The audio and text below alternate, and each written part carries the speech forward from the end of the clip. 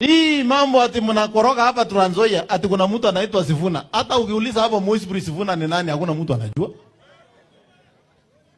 Nani anamjua?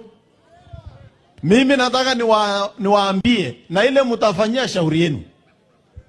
Uongozi kwa hapa Sugoi. Kutoka Sugoi kwenda hapa Malava ni kama kutembea kutoka kwa mapua mpaka kwa mdomo.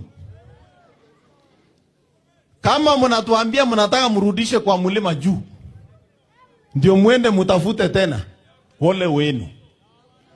Nyinyi watu ya Western kuna tabia mumezoea na sio nzuri.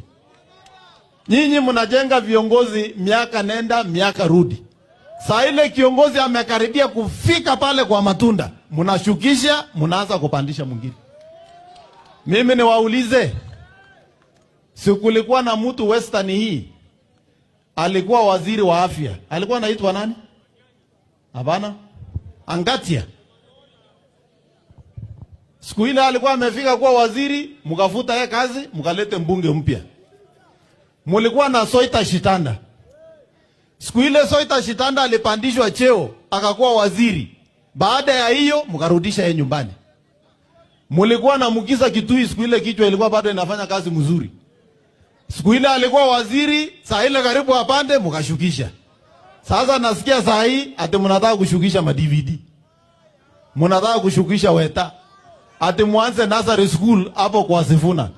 Kama ni Sifuna ndio candidate yenu, mimi nitasimama hiyo kiti.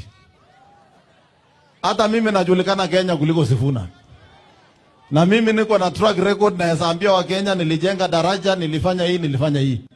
Wewe unataka kuniambia mtu ya kusema tulifanya maandamano ndio atapigiwa kura Kenya hii? Nyinyi hapa watu ya Mulembe Nation mjipange. Muko na nafasi tu ya 2032. Mukiichezea itaondoka. Na ikiondoka hairudi kwa urahisi. Watu ya Trans Nzoia tunakubaliana?